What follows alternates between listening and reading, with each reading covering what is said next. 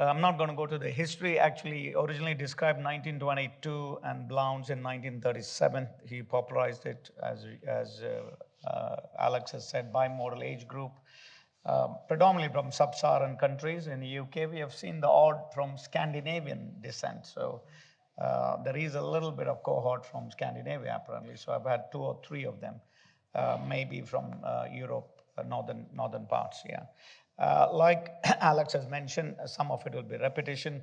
Progressive tibia vara, intorsion, and procavatum, the predominant deformities, and bowing in infantile Blount seen in more proximal tibia, as you all know. So what are the surgical techniques? Guided growth, acute osteotomy with internal fixation, osteotomy with gradual correction, and a combination of medial tibial plateau elevation with realignment osteotomy with gradual correction. And all these have been mentioned before. The only thing I possibly have put it for mention is asymmetrical physeal destruction, which we rarely do nowadays. It's extremely painful. Bar resection, I don't know how successful you have been at Texas Scottish Rite. I presently do not try to do that, but I think if you do it, you have to add lateral guided growth.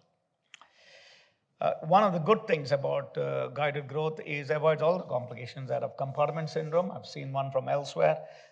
Common peroneal nerve, which was asked by me to do a medical legal case, so on. So there are, with osteotomies, you have got all these risks.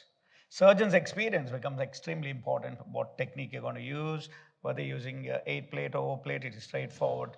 Efficacy from publications, there are complications and breakages of implants, as you have seen previous images. Scott et al., 89% success. And the likelihood of recurrence is not known, but definitely there.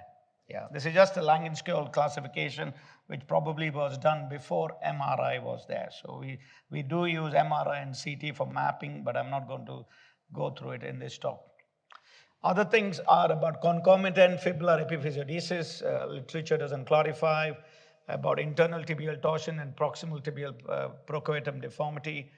Of course, robust follow-up to monitor growth. Overcorrection to valgus is desired. I think undercorrection again will go back. The Hutto-Bachmann phenomenon will work, and then probably it will recur even more. Reported 3 out of 8 patients with adequate follow-up will still have a recurrent varus deformity. Hemiepiphysiodesis, otherwise guided growth, at least ideal candidate, probably late onset Blount, but I've done in the younger ages as well with some good results. We'll show some example. The downside is can be unpredictable when they're done early, but does not address LLD if it's unilateral. Just a 10-year-old female, as you can see here, both close-up views of the knee joint, and then arthrogram-assisted application of guided growth. And then you can see the follow-up, 10 years, 11 years, 12 years, defunction plate, and maintaining correction. If you see closely, there's good evidence that the medial epiphysis completely ossifies and reforms very beautifully. So nature is so good to us that when you use the right principle, it does a lot of good things to us. Another example, 3 years 9, stage 2 to 3, migrated from Nigeria. She also had a lateral thrust when she walked. So you may think that she might need more than guided growth, but we did some planning, and you can see that in the planning, the axis is significantly varus, and we did the same technique. One of the things for Blounts I do is the distal screw I put longer, purely because the lateral tibial plateau has got a flare and the plate does not fit in properly. If your screw is short, your correction does not seem to happen. I try not to put them parallel, I try to put them divergent, purely because you can make an error of convergence because of parallax error on your imaging. And then you can see the follow-up at 4 years. Of course, the last image, it's not that she's got a right-sided shaky femur, it's just that in the EOS, it's a bit cold. They actually move a little bit. But this girl had a very good result. What about guided growth with fibular epiphysiodesis? So I've done one which possibly showed some results. The indication is for relatively overgrown fibula. Some mention as well in literature. As you can see, I don't have the long-term follow-up X-ray for you for that. That was in addition for lateral guided growth. Valgus osteotomy, I've done only a few in my early days, and there are always risks of compartment syndrome. I'm just showing an example from strategies there for you. Again, you have to aim for overcorrection. I've seen some examples from Tony Herring, actually, where even after that, they've had recurrence at the iPod conference. Obesity is always an issue which you may have to take into account, especially when you apply frames. What about the acute correction? Again, choice of osteotomy, fixation. Alex has gone through some of it. Do not forget associated deformities. Analyzing the distal femur because they have a valgus, compensatory valgus. And there's a nice publication from South Africa which also showed excessive femoral anteversion. So in my series out of 28, I think 2 of them needed femoral osteotomy later on. I still do, if I do them, I'll still do a prophylactic mini open compartment fasciotomy, partly because of any potential for the compartment syndrome. Bar resection, I've already mentioned, difficult to delineate. I've not done any as such. Partly I think it's a bit too large and I don't think you get predictable results. What about coming to acute or gradual correction using frame? So though you look at the tibia only, you have to look at everything else. So distal femoral valgus, femoral anteversion, other deformities you need to look at and assess in your total assessment. And the main idea is the physis still open medially, extent of my medial physis involvement, depending on staging of Langenskiol. More and more we're using MRI and CT to look at it as well. If progressed to stage 6, recurrent deformity is inevitable. So this girl, 10 years old at presentation, unilateral deformity. I hope the imaging looks okay to you there. And she had just an osteotomy, no requirement for an intra-articular elevation, because if there is no intra-articular deformity in your planning, both corroborated clinically with stress, when you stress them medially and see whether it's actually the intra-articular deficiency which is causing that excessive varus, or is there a concomitant lateral fibular laxity, LCL laxity as well. For this one, we actually used guided growth. In addition, you can see that arrow mark. So the distal femur is getting corrected at the same time, and the tibia is being corrected and realigned.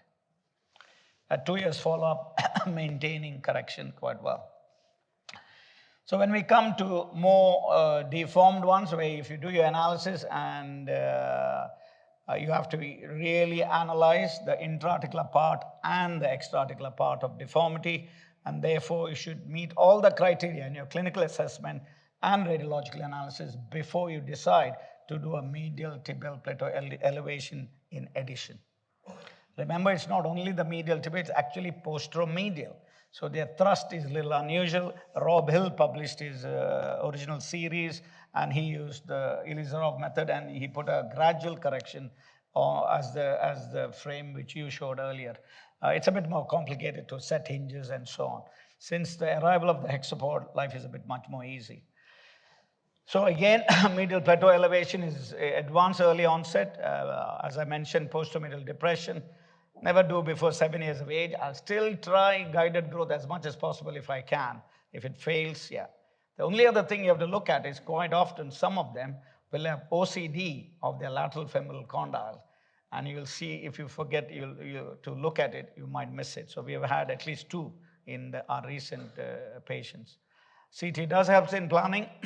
And you're planning for the elevating osteotomy. You can either use a structural bone graft, or allow the bone to fill in. Sometimes I put bone substitutes. I prefer to have something there just to make sure the rest of the lengthenings go smoothly.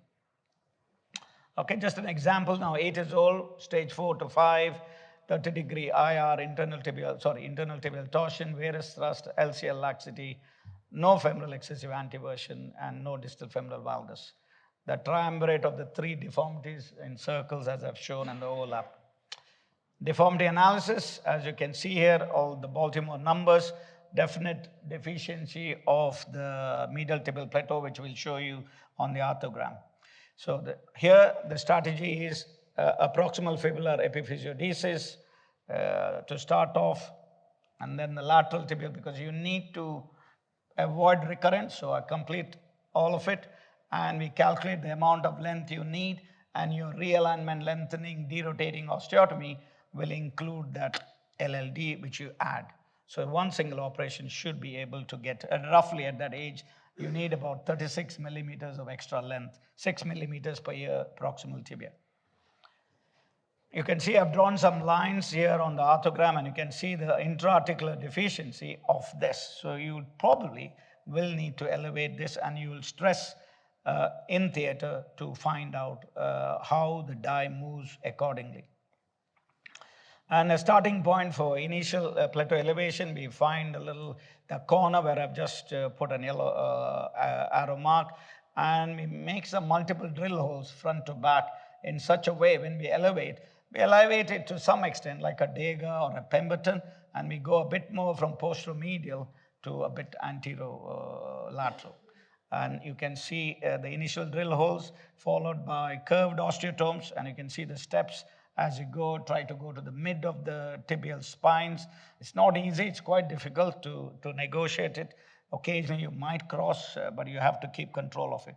A bone lever at the back is very important, that you don't hit any neurovascular structures at the back. So that's a very important lever at the back.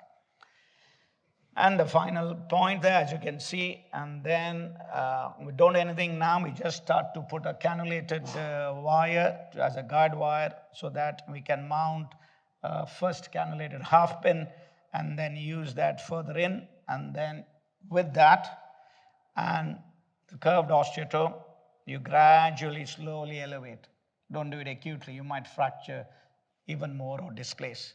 Once it's elevated, and you will see whether the subchondral surfaces of the tibia roughly come parallel to the distal femoral condyle.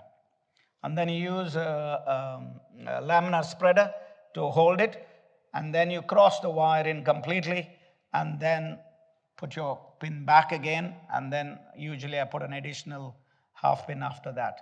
So you can see the new black line of the joint line. You can see there now, it's almost getting parallel to the distal femur. And once you've held that, I think for this patient, I put some bone substitutes. So you can see the two blue lines now parallel to each other, distal femoral condyle and the tibia held now. The two half pins are going across, and this will hold the proximal segment. Next is never forget fibular osteotomy. As always, people have done it. So make sure it is written on your board so that you don't miss it at all. So this is a complete fibular osteotomy, as you can see, done by percutaneous technique. And then the proximal construct, two-ring construct, two-third and a full ring. You can see the centering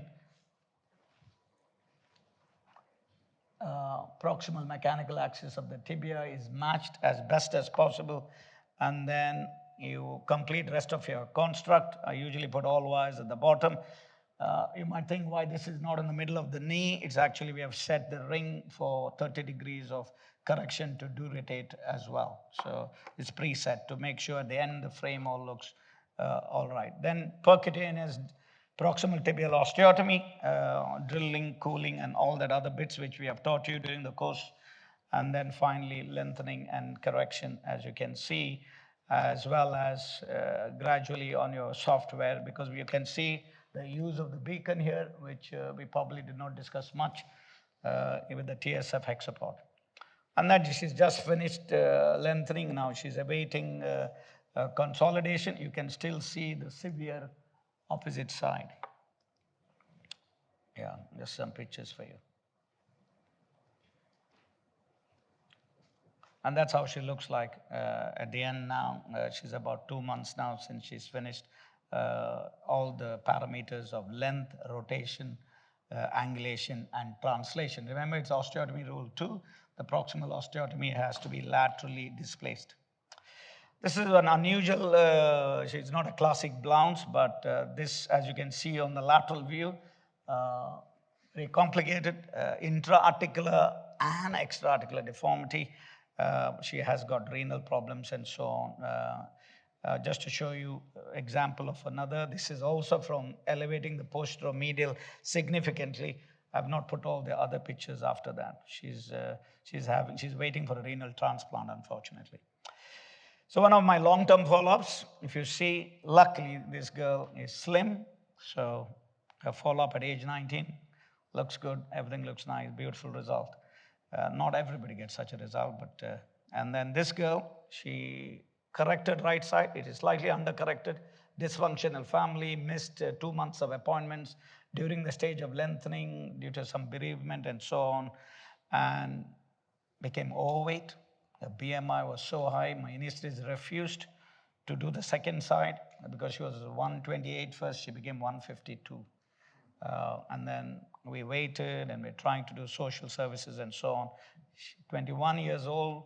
Just note what Alex has mentioned. The thigh folds are a big hindrance when you put your frames.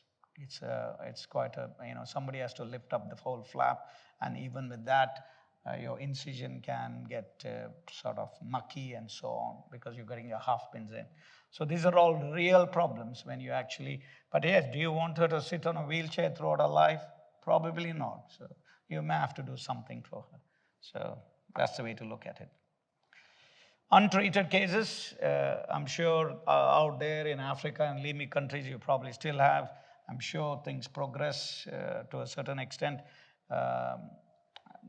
Prof. Hosni has got a good series of such cases, and where he shows evidence of lateral collateral laxity and how to get that right as well.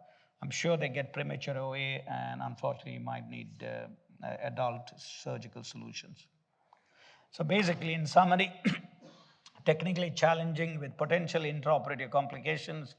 I think in the right patient, doing the medial plateau elevation based on clinical assessment, imaging, and your arthrograms and stress views, it still is really safe and reasonably effective. And again, do not forget the 3 primary deformities, of course, and all the other associated deformities, especially distal femoral valgus and excessive femoral anteversion. Thank you.